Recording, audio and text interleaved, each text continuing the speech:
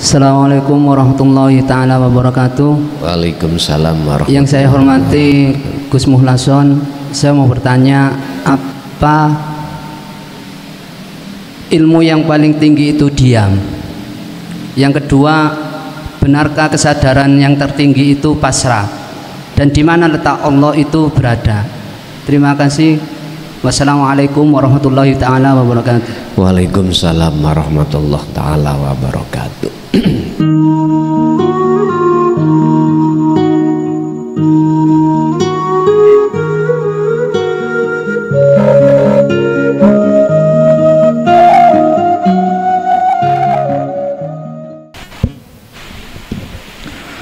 Assalamualaikum warahmatullahi wabarakatuh.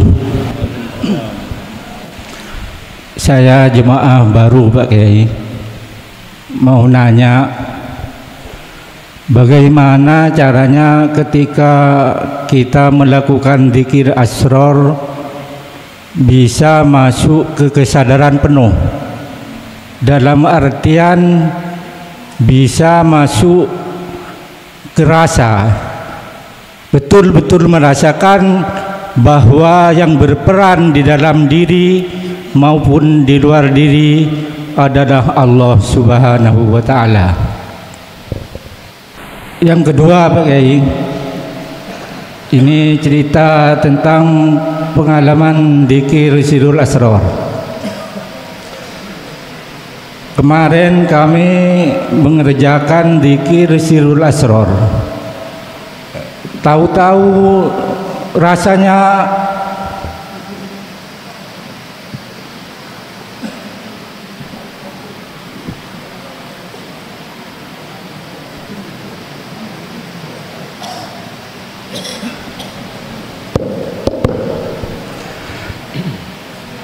ketika saya melakukan dzikir Sirrul Asrar, rasa-rasanya saya dibawa ke atas Pak Kiai.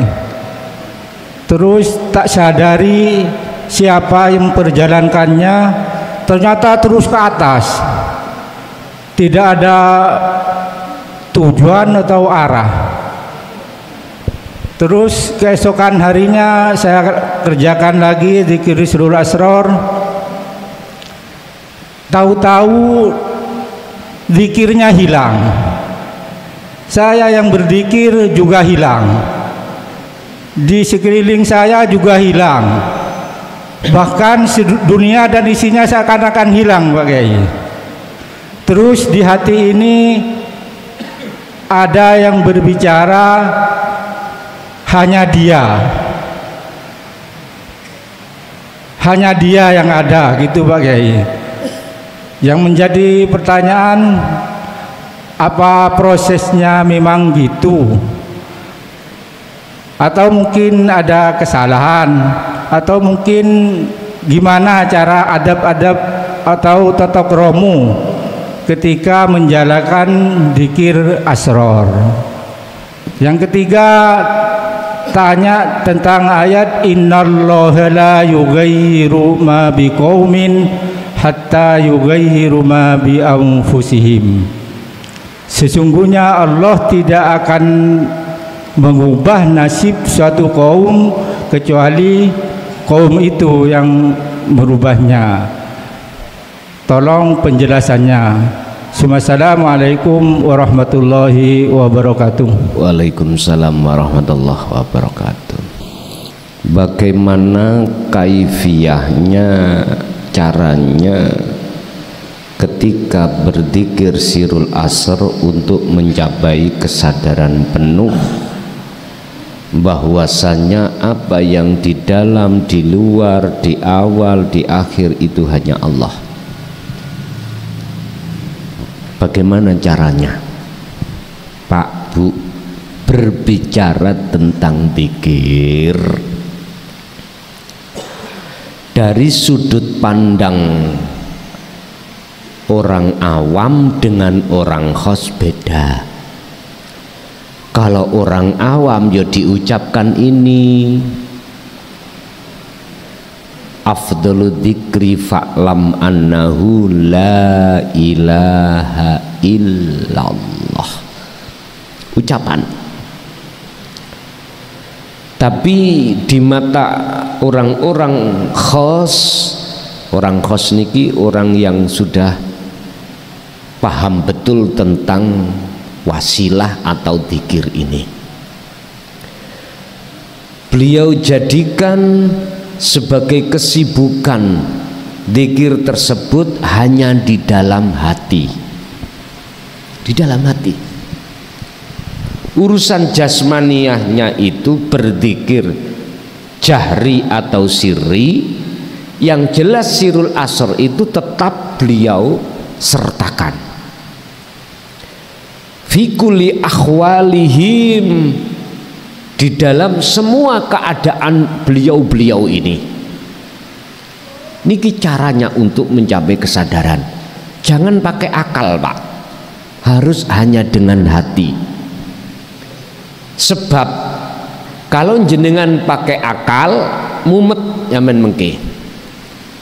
Kalau jenengan hanya pakai hati, disitulah akan muncul kesadaran. Rasa tadi bahwasannya pada akhirnya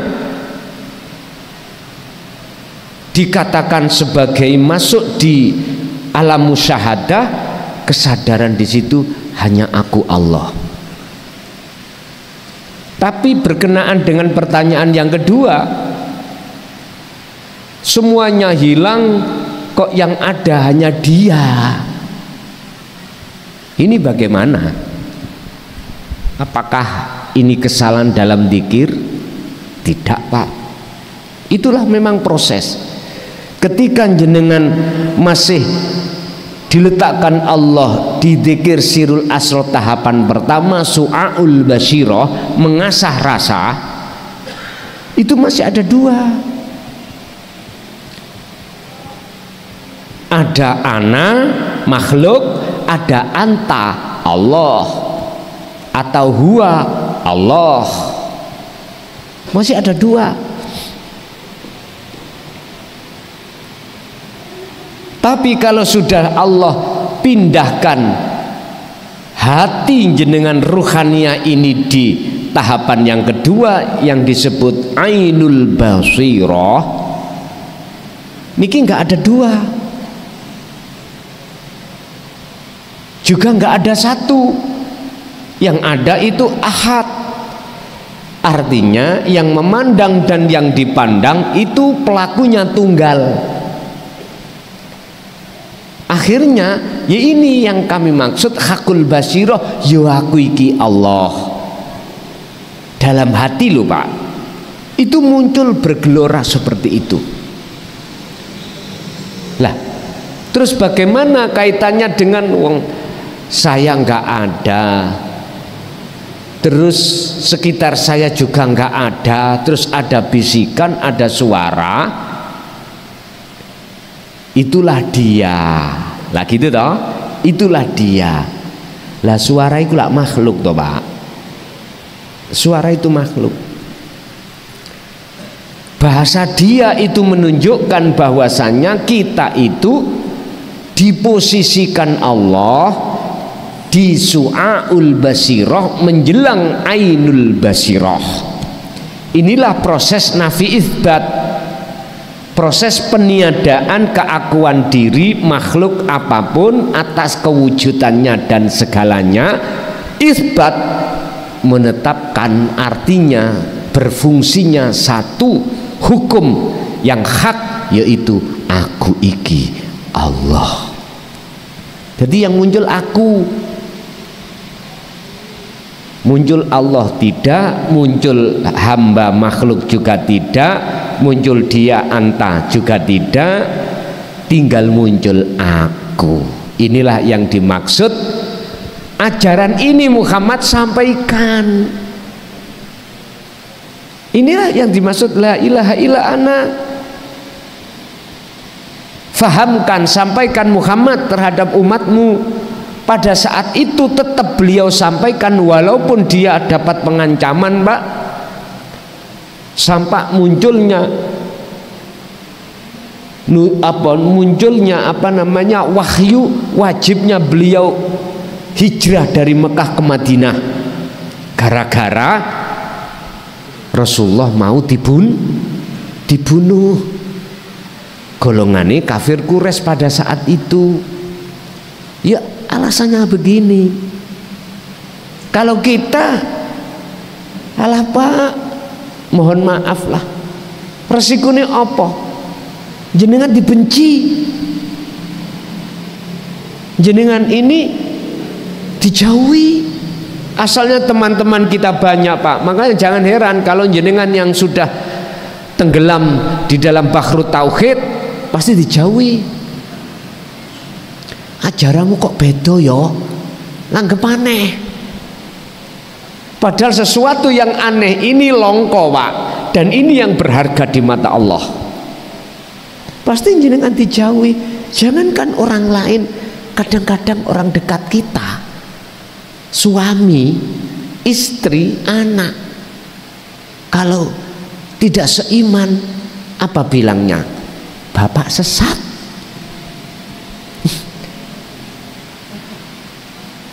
Tapi aneh, ngelokno bapak sesat arep duwike. Gitu. Gak imbang nggih? Gak imbang. Nek arep duwite ya kudu arep imane. Ngoten. Kalau niki punya pengalaman, Pak. Tapi ojo kondo-kondo. Kalau niki disenengi wong wedok. Nggih. Nggih posisi pun ngaji ngeten iki. Sembarang ditukokne Pak, tanah ditukokne, sepeda ditukokne. Sepeda gede niku lho. Napa jeneng ninja niku. Nah niku kan mahal lho Pak niku. Mobil nggih ditawani. Terus ada apa ini rek ini? Tak lihat gelagate kok ya seneng mana lah. Wonge ngoten. Nggih, mohon maaf Pak, ngapunten ingkang kathah. Estu ngapunten. Bukan perkaranya saya tidak mau dikasih, enggak. Kalau sudah memang niat ngaji, mendekat pada Allah untuk menuju jalan yang suci, menuju sing suci, ya sudah.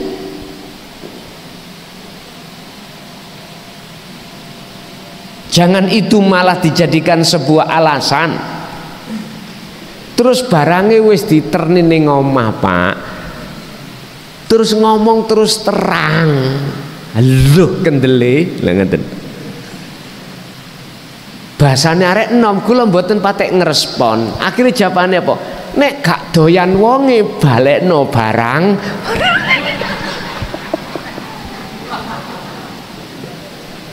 Baju dibelikan, HP dibelikan, Pak, segala fasilitas. Lu estu hak. Bukan perkara ini kula mboten purun, mboten. Makanya kalau kita sudah ngaji, oke, ayo kita fokus untuk berbenah diri. Bila mana di situ Allah memberikan, wis tak angel. Mboten angel. Makanya urusan-urusan selain daripada Allah wis di nomor burino ae. Yang terpenting bagaimana hati ini semakin lama semakin bisa mendekat dan bercinta hanya pada Allah. Sebab hanya Allah lah cinta yang setia. Nek cinta ini kita pada makhluk Pak, mohon maaf, estu mohon maaf. Saiki kekancan. Waktu pada saat kita jaya dikerobot Pak, tapi coba jenengan jatuh lah laler gak gelem celok. Sama di tengah keluarga kita pada saat suami jaya, istri jaya, kita seakan-akan gak bisa dipisahkan. Tapi bagaimana ketika saat diuber-uber bang celurut, iya wis sumpek, akhirnya apa? Mas pegaten ae aku ngoten ya, gelem biyen aku iku dirabi pengusaha, saking aku demi cinta sampean, terakhir ternyata seperti ini. Itulah manusia, Pak. Semuanya begitu, gak saya, gak jenengan. Tapi bercintalah pada Allah di dalam istrimu, di dalam suamimu, biar tidak terjadi hal-hal yang seperti itu. Jikalau memang itu terjadi, pisah jenengan tidak akan melukai hati jenengan, karena pisahnya juga karena Allah. Enggak pisahnya juga karena Allah, bukan karena yang lain. Jadi Pak, pertama sampean carane seringlah terus tali itu dikumandangkan, dzikir itu hanya dengan hati. Kemudian yang kedua, itu tidak salah, itulah proses kita ketika saat di Su'aul Basirah menjelang Ainul Basirah, masih di situ ada suara-suara, bisikan-bisikan, itu bentuk bukanya alam kasah, Pak. Yang terakhir, yang nomor 3, tentang penjelasan Allah tidak akan mengubah nasib sebuah kaum jikalau kaum itu tidak merubah dirinya sendiri. Inilah berlakunya hukum syariat dan hakikat. Ini Pak, yang seakan-akan kaum itu ada daya upaya untuk bisa merubah situasi. Makanya ada istilah ikhtiar dan usaha. Miturut syariat wajib Pak ikhtiar usaha, tapi hakikatnya lepaskanlah keakuan dirimu yang merasa kau yang usaha, kau yang melakukan. Supaya apa? Supaya tidak bertentangan dengan ayat yang mengatakan bahwasanya Allah itu tidak ada yang bisa jejeri, menyamai. Yang kedua, supaya kita tidak dihitopi, dihukumi syirik khafi. Disinilah maksudnya.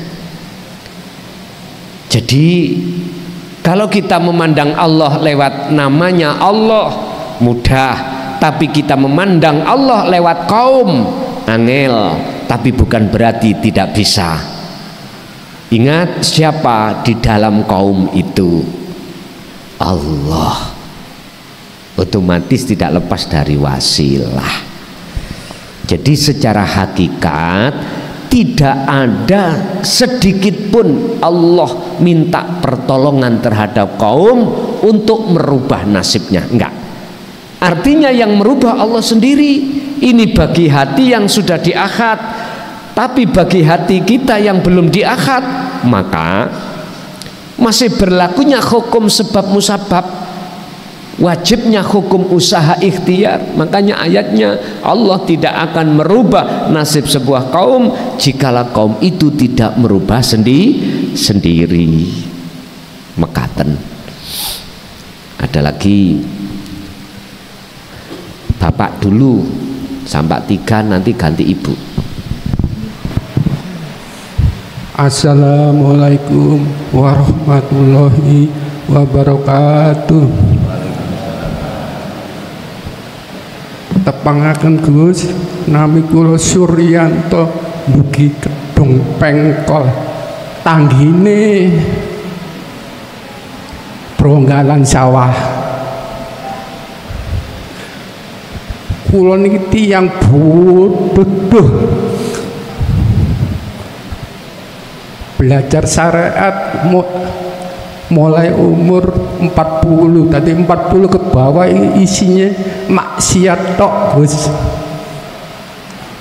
Dilanjutkan dengan belajar lagi torekot di Tamiajeng Kiai Haji Hasan Bisri almarhum. Dilanjutkan lagi Pacet itu Pacet. Iya, Mojokerto.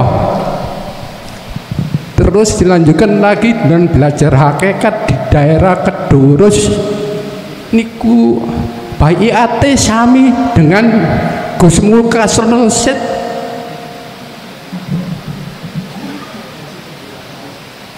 Ditolongkan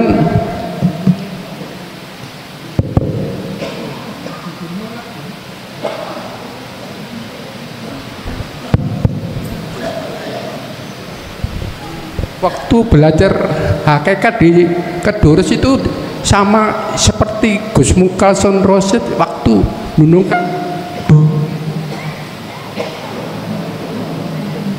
kurang dunungnya urip ngene.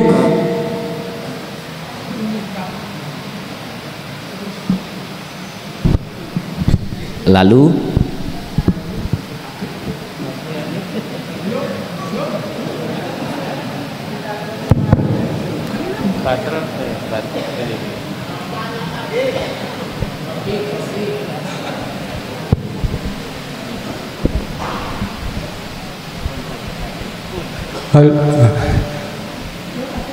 didunungaken dununge urip ya niku seperti Gunason waktu menjelaskan di YouTube itu Mas. Dilanjutkan lagi saya diperlihatkan dengan langsung diperlihatkan katanya diperlihatkan dengan Allah langsung dengan memijit ke mata ini, pejamkan mata ini kelihatan itu kebiaran dunia seperti gemelape alam dunia ini Gus.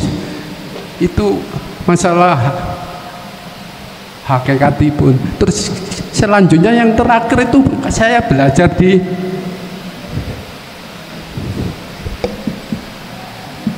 manunggale kawula Gusti ilmunya Siti Jenar. Terus itu Gus, waktu itu saya belum mengenal Gus Mukason Rosid. Terus baru melihat di YouTube kok ada kecocokan ilmunya sama yang saya pelajari itu Gus. Terus saya langsung praktekkan masalah sirrul asrar itu langsung dengan kolwat. Dengan kolwat itu langsung 2 kali Gus. Yang pertama itu diperjalankan langsung roh dipertemukan dengan Allah yang ada di jagat cilik, terus diperjalankan lagi ke Allah yang jagat gede. Terus saya fana'u zikri lagi, diperjalankan lagi dengan roh itu berjalan secara halus seperti sutra keluar, terus dari bumbunan keluar terus mentok-tok, naik lagi. Terus itu ada rasa ngomong ya iki makome sang ahad, sang esa, sang tunggal. Nah itu yang pertama. Terus yang kedua turun diperjalankan lagi menemui dulur papat, malaikat papat ya. Nah itu terus itu diperjalankan lagi dengan yang kedua menembus alam sapitu langit pitu, diperjalanan lagi naik lagi ke sang ahad. Ini yang kedua Gus, yaitu yang saya tanyakan sekarang ini dengan kolwat yang 2 kali ini, apakah itu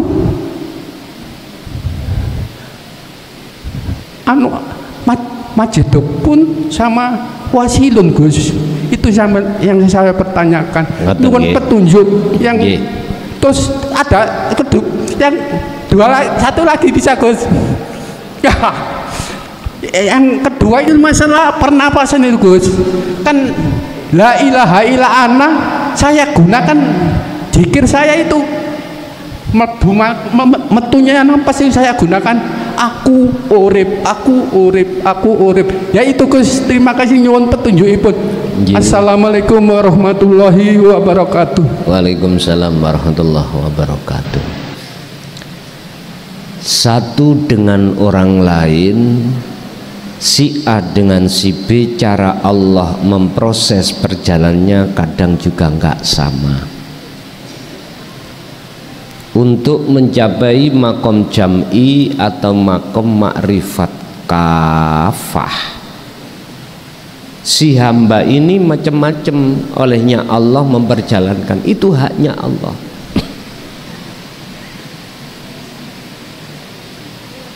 Apakah itu boleh diceritakan? Ulama dulu mengatakan nggak boleh. Sebab apa? Iku kisah perjalanan rohaniyah secara pribadi dikhawatirkan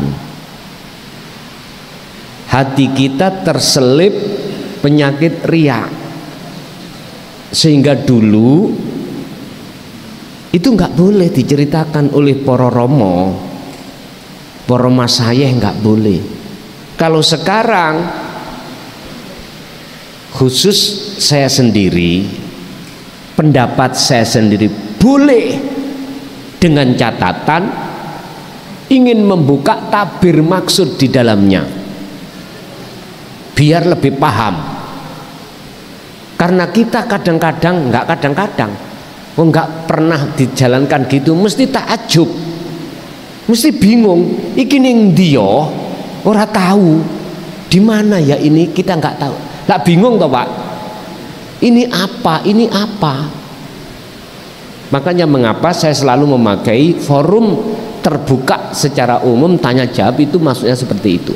Tapi kami punya etika. Apa etikanya? Saya tidak akan pernah berani membuka tanda sifat kewalian seseorang terhadap Allah. Nggak berani. Karena itu etika. Sebab di situ nanti ada resikonya Pak. Ada resikonya, ini sudah kami sampaikan mungkin di rutinan Sabtu mungkin. Apa konsekuensinya? Hak-hak Allah harus kami cukupi apa? Lekas kematian. Jadi jawabannya apa? Jikalau kau membuka kewalian seseorang, maka tebusane iku awakmu ndang lekas mati lho, ngoten nek.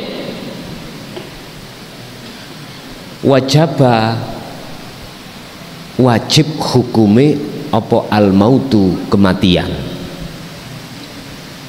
Ya udah. Makanya kami selalu pakai etika.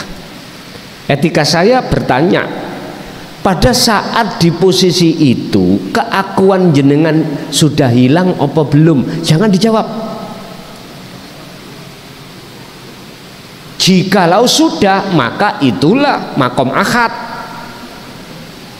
Jikalau keakuan diri sebagai makhluk itu masih ada, maka itu kita masih proses menuju ke ahad. Loh, ngoten itu. Miturut sepengetahuan saya, proses untuk menuju ke alam ahad itu paling mudah jenengan iki berzikir. Paling mudah. Zikirnya macam-macam.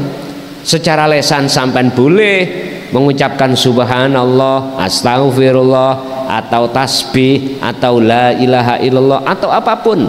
Itu semua zikir. Yang terpenting hati jenengan membawa wasilah. Itu baru bisa sambung.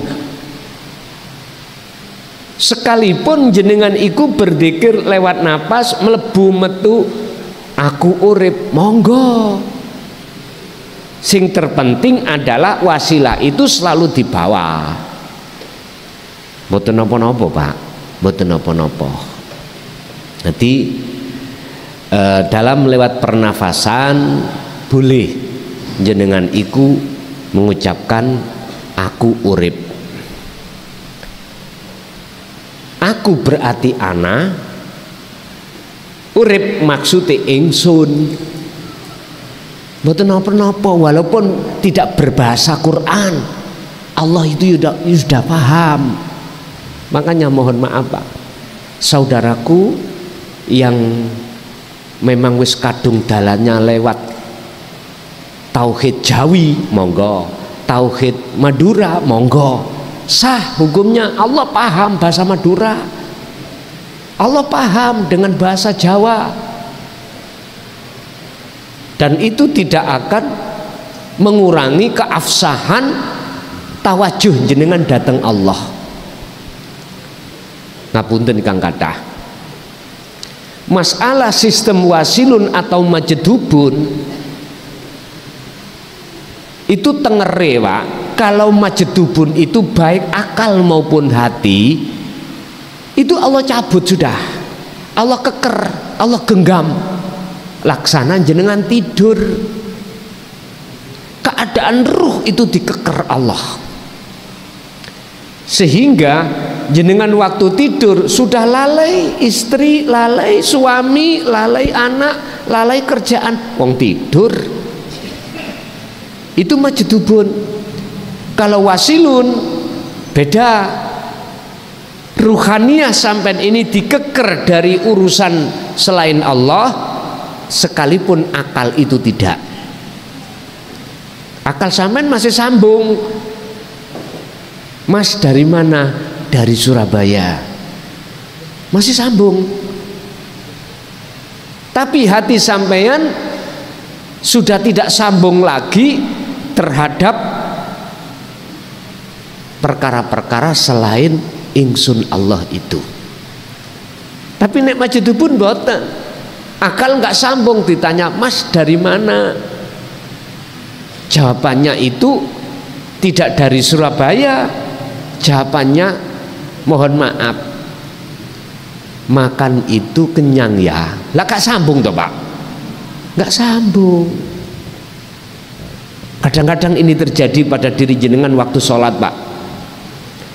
Lalai dengan rokaat, lalai dengan bacaan, lalai dengan gerakan sholat, lalai. Mestinya habis iktidal itu sujud, niki mboten, habis iktidal langsung duduk. Gak tahu sampean bagaimana hukumnya. Sampean sudah nggak ingat, ya nggak ada masalah. Menurut hakikat, menurut syariatnya pun, karena memang kita tidak ada unsur kesengajaan di situ, maka disarankan disuruh sujud sahwi. Sahwi ku lali, ngoten lho Pak. Sujud iku tebusan, merendahkan diri di mata Allah. Kalau saya lali bukan ngelali, tapi lalinya karena dilalikan oleh Allah. Mekaten. Nggih, Bapak satu lagi.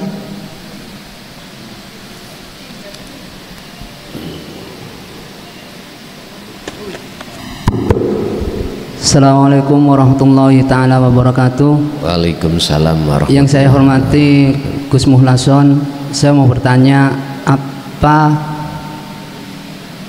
ilmu yang paling tinggi itu diam? Yang kedua, benarkah kesadaran yang tertinggi itu pasrah? Dan di mana letak Allah itu berada? Terima kasih. Wassalamualaikum warahmatullahi ta'ala wabarakatuh. Waalaikumsalam warahmatullahi ta'ala wabarakatuh. Seseorang kalau sudah Allah berikan ilmu yang tertinggi, prosesnya adalah ilmu pengesaan pada Allah. Setelah dia sampai ke esa, mesti diam. Artinya diam, wukuf kolbi, hatinya diam, tidak membahas selain Allah, berzikir terus. Nah, niku maksudnya diam. Urusan jasmani jenengan bicara apa, sah-sah saja.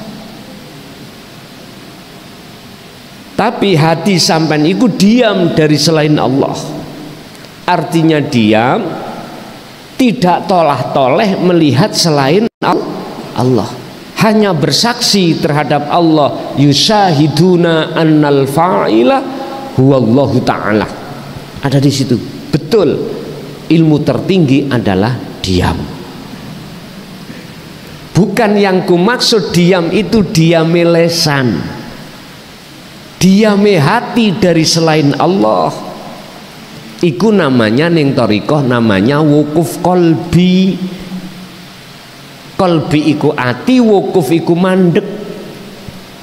Makanya saudara kita yang ada di Mekah yang sedang menjalankan rukun haji, sebentar lagi wukuf. Tapi entah paham apa enggak tentang wukuf. sebetulnya itu Pak, jenengan wukuf di Arafah itu mendekatkan diri pada Allah. Artinya hati tidak boleh bicara selain daripada Allah. Hati maksudnya. Itulah yang disebut diam. Diamnya hati terhadap selain Allah, itulah yang dimaksud tadi ilmu yang paling tinggi. Terus selanjutnya terkait Allah di mana? Satu sisi kalau kita menghayati koyok-koyok seperti Allah itu butuh tempat. Padahal hakikatnya Allah tidak butuh tempat dan tidak bertempat. Tapi mengapa harus ada muncul surat Al-Hadid ayat 3 yang menyatakan Allah bertempat? Huwal awwalu wal akhiru wadh-dhahiru wal batin. Ini untuk kalangan kita yang masih diproses salikin atau salik atau sairin, perjalanan, masih proses di perjalanan. Masih berlaku hukum Allah itu di dalam dan di luar, ya di awal dan di akhir setiap masalah berlaku bagi kita. Sama halnya jenengan kesini loh Pak, kalau masih jenengan di jalan belum sampai di sini, motor mobil masih kanggu masih berlaku mboten? Berlaku. Tapi jika jenengan sudah sampai di sini, motor sudah nggak berlaku, parkir, mobil parkir,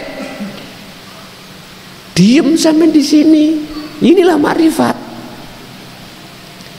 Jenengan kalau sudah sampai ke alam akhad, yaitu yang namanya, mohon maaf, sudah tidak lagi bicara awal akhir, dohir batin.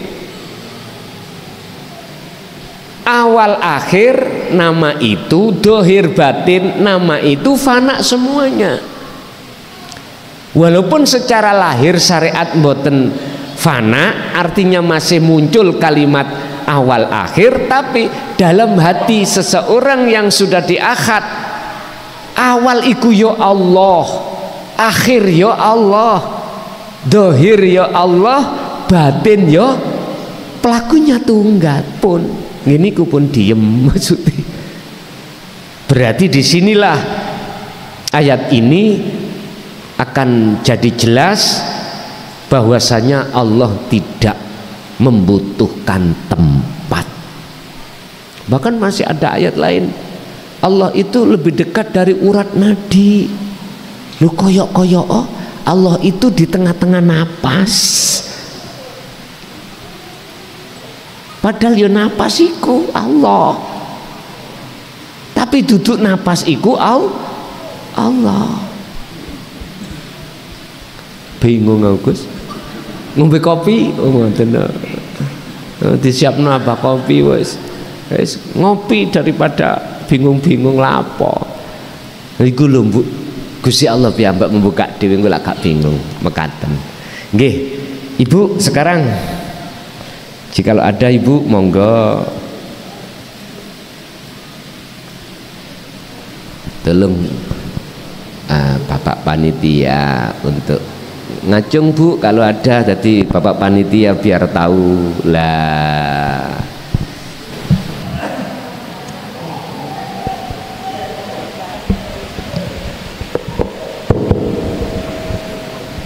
Assalamualaikum warahmatullahi wabarakatuh. Gus, sing kula tangletak, di saat kosong dikosongkan, kalau wau niku musibah bisa jadi nikmat. Dan nopo yang jadi nikmat segala musibah? Mungkin semua mengalami nggih Gus musibah, tapi kok dijadikan nikmat-nikmat sampai rasanya ditenggelamkan di tauhid. Walaupun syariat itu siang malam aktivitas selalu nikmat.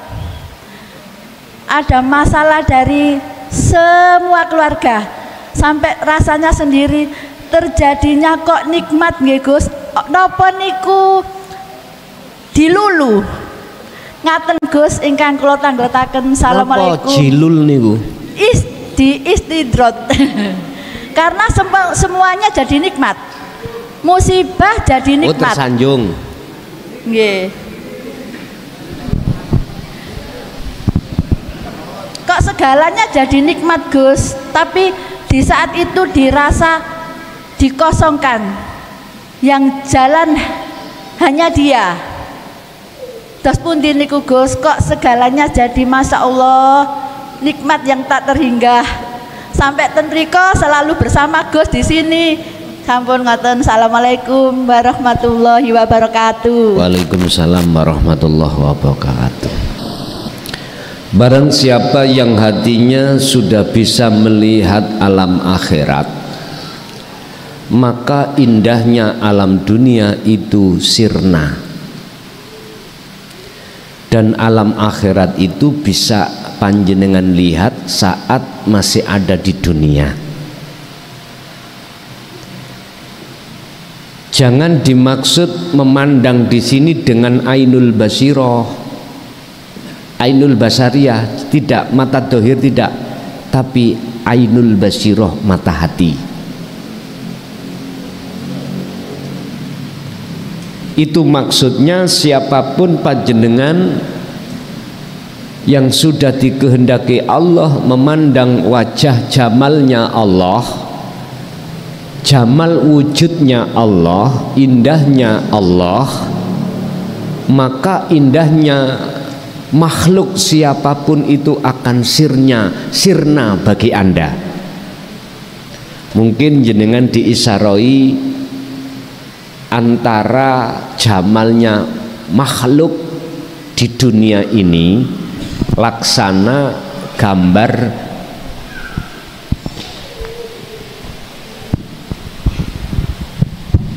bulatan ini dibagi dua. Separuh Nabi Muhammad, nggih, separuh ini masih dibagi lagi. Yang seperempat iku Nabi Yusuf, terus yang seperempat iku jami'in nas, manusia. Mungkin sampean pernah mendengarkan keterangan ini. Bapak Ibu,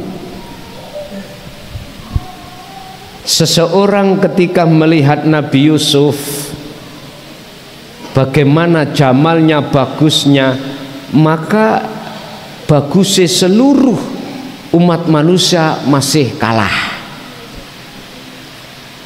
Tapi ketika saat memandang wajahnya Rasulullah, seluruhnya kalah. Ini masih berputar urusan makhluk. Tapi jikalau Anda dikersakni Allah bisa memandang sifat jamalnya Allah, maka seluruh alam dan seisinya ini jamalnya sirna. Sehingga mengapa dalam surat Al-Ahzab ketika Rasulullah memberikan teladan liman kana yarjullaha, di situ ada kalimat lagi wal yaumal akhirata. Bukanya itu wadzakarallah katsiran, dzikir sebanyak-banyaknya. Ternyata semua di hadapan Allah itu laksana setetes air di lautan. Kita itu setetes air. Lah, lautan itu ibarat laksana Allah, jadi nggak ada apa-apanya. Makanya jangan heran jenengan tatkala estu betul-betul hati ini sudah ditarik oleh Allah di dalam singgasana Allah, ternyata apapun bala itu akan jadi nikmat. Iya Pak Bu, tadi kita ada bersih tegang dengan keluarga Pak, misalkan entah urusan apalah, entah urusan ini itu, bersih tegang. Berhubung jenengan kalih kula niki estu membawa wasilah, mesti dikasih Allah kode. Apa kodene Allah? In asabathum musibah qalu inna lillahi wa inna ilaihi raji'un. Disuruh kembali kepada Allah, artinya memandang segala apa yang ada di dalam musibah itu sumbernya semata-mata dari Allah. Jenengan sudah masuk di situ, maka orang yang dalam keluarga iku metotoan, ngerti metotoan? Boten lama apa ya Pak metotoan iku Pak ya? Ngambekan. Gara-gara masakane kurang enak ngene ning ati gerutu. Wong wedok apa masak kat biyen kaya uyuhe jaran. Ning ati ngomong. Apalagi jenengan ucapkan di depan istri, nelongso, Ibu nggih? Nelongso. Lah, jikalau jenengan bawa wasilah saat itu sampai itu kena suntikan nafsu, mboten lama-lama. Ngambeke mboten lama-lama. Udah, nanti kembali lagi. Sebab nyuwun sewu Pak, kula niki jujur mawon, nek sak minggu mboten nate tukaran, kula jak tukaran. Entah cari masalah apa ya apa sih, sebab nanti satu untuk melatih seorang anak atau istri supaya tambah kuat tauhidnya, yang kedua hubungan nek mari tukaran niku penak. Lho nggih to, syariate ngoten kok, tambah sayang lho ngono.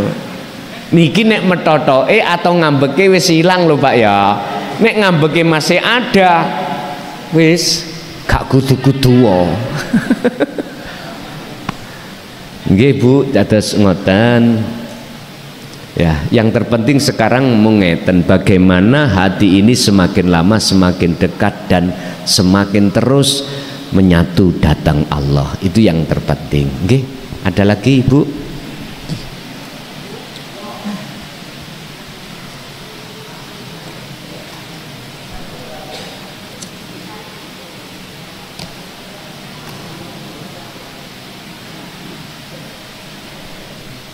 Cukup Ibu? Nggih, pun Pak nggih, besok diterusaken makalah 31. Tetap nanti akan kami kirim makalah 1 sampai 29 supaya bisa diberikan terhadap jenengan. Tak jamin jenengan mesti paham, karena sarah niki sangat sederhana bahasa kula. Mboten pakai bahasa isyarah. Walaupun kebanyakan sarah di dalam hikam niku memakai bahasa isyarah, tapi sudah kami kemas dengan bahasa yang tidak isyarah dengan harapan jenengan iki mudah dipahami. Jadi mboten hanya bahasa Arab, tapi juga saya sertakan bahasa Indonesia. Kok umpama kula saged basa Madura, kula tulis pisan. Jenengan sing saged nulis bahasa Madura, monggo sampai tambahi bahasa Madura. Bon, semugi ngilmu apa yang telah Allah berikan malam hari ini menjadi ilmu ingkang manfaah barokah fid dini wad dunya wal akhirah. Lahumul Fatihah.